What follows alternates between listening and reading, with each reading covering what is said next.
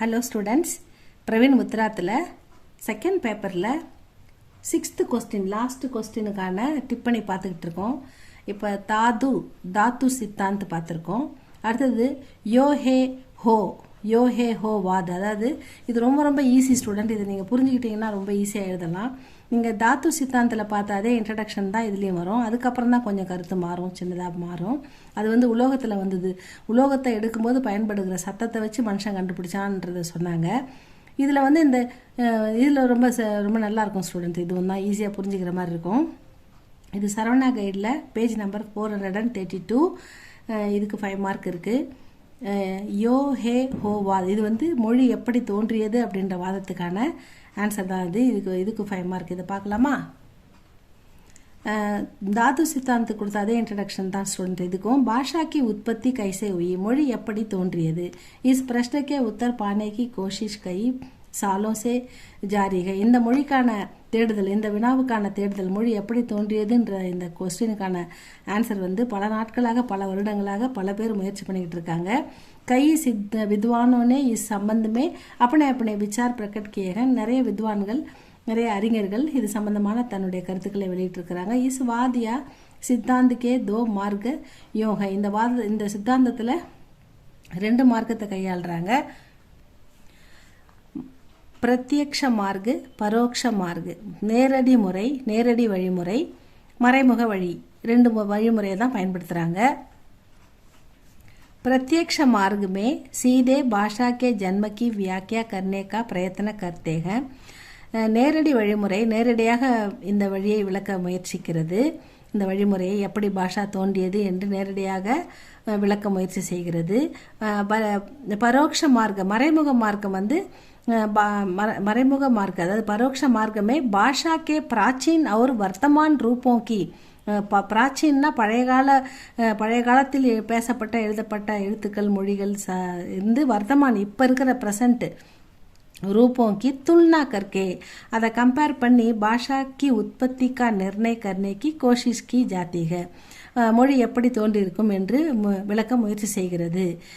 யோஹே ஹோ வாது பிரத்யக்ஷ மார்க்க. இந்த யோஹே ஹே இந்த மார்க்கம் என்னது, நமக்கு இந்த கோட்பாடு நேரடி அணுகுமுறையை விளக்குகிறது. நேரடி, அதாவது நேரடியாக பார்த்தாலே பிரத்யக்ஷ மார்க்க, அதுக்கு தான் இந்த நேரடி வழிமுறை மூலமாக விளக்க இது முயற்சிக்கிறது. அதுதான் யோ ஹே ஹோ வாது பிரத்யக்ஷ மார்க்கே பிரமுக சித்தாந்தமே ஏக்குக.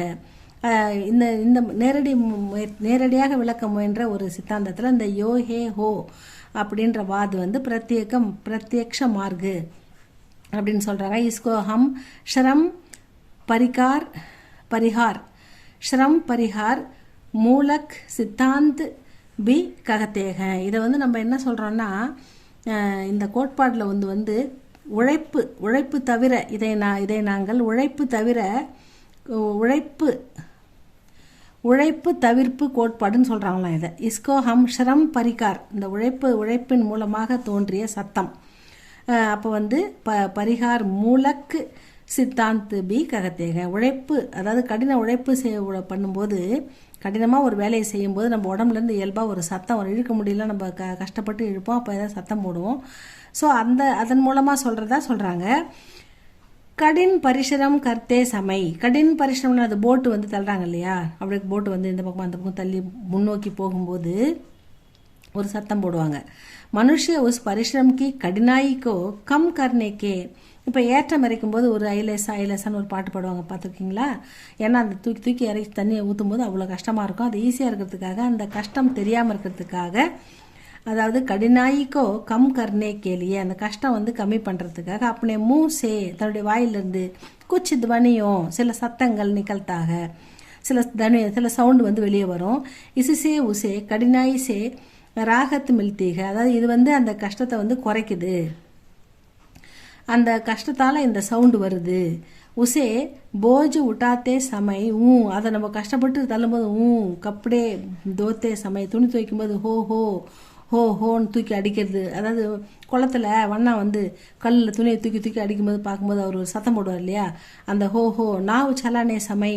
போட்டை தள்ளும்போது ஐலசா அந்த ஹைலசா ஆதி ध्वनियाँ श्रम परिहार के लिए निकाली जाती है. இந்த மாதிரி சிரமமான கஷ்டமான வேலையை பண்ணும்போது நம்ம வாயிலிருந்து வர சத்தம். इस प्रकार बनने वाले शब्दों की இந்த மாதிரி கஷ்டமான வேலையை செய்யும்போது ஏற்படுற சத்தம் संख्या बहुत कम है. இதோட எண்ணிக்கை ரொம்ப கம்மி தான். इसलिए इन थोड़े शब्दों से किसी भाषा का बनना असंभव है. இந்த சின்ன சத்தத்தை வச்சு இப்படி எப்பயாவது வேலை செய்யும்போது கஷ்டமான வேலை செய்யும்போது ஏற்படும் இந்த சவுண்டை வச்சு ஒரு மொழி தோன்றி இருக்குமா அப்படின்றது அவங்களுக்கு சந்தேகம். தோடே சப்தம் சே கிசி பாஷாக்கா பண்ணா அசம்பவ். அப்படி பாஷா உருவாகிறதுக்கு வாய்ப்பு இல்லை, அது சம்பவம் இல்லை, அசம்பவ். மகர் பாஷா மே துவனி சப்த பி அவசிய பாய ஜாத்தே. ஆனால் மொழியில் வந்து துவனி அந்த துவனியோட சத்தம் வந்து ரொம்ப அவசியம். அவசிய பாய ஜாத்தே ஹை. யஹ் வாத் பி சர்வ மானிய நகிகை. இதுவும் இந்த வாதம் உலக அளவில் ஏற்றுக்கொள்ளப்படவில்லை. இந்த வாதமும் வந்து அதாவது யோ ஹே ஹோ வாது, இந்த வாதமும் ஏற்றுக்கொள்ளப்படவில்லை என்று தான் முடிக்கிறாங்க. இந்த 2வது வாதம் பார்த்துருக்கோம். இதை படித்து பாருங்கள் ஸ்டூடெண்ட்ஸ். இது நீங்கள் ஈஸியாக எழுதலாம். ஏன்னா அந்த கப்படா தோனே, அதுக்கப்புறம் நாவ் சலானே, அப்போ பரிஷ்ரமிக்கு கடினாயி என்ன சொல்கிறது பாணி நிக்கால்னே சமை. ஸோ இந்த மாதிரி வேலைகள் செய்யும்போது ஏற்படுற சத்தன்றது ரொம்ப கம்மி, அதனால் இது ஏற்றுக்கொள்ளப்படலைன்னு முடிச்சிருக்காங்க. இதை படித்து பாருங்கள். இதை பிடிச்சிருந்தா உங்களுக்கு லைக் பண்ணுங்கள், ஷேர் பண்ணுங்கள், சப்ஸ்கிரைப் பண்ணுங்கள். தேங்க்யூ ஃபார் வாட்சிங் ஸ்டூடெண்ட்ஸ்.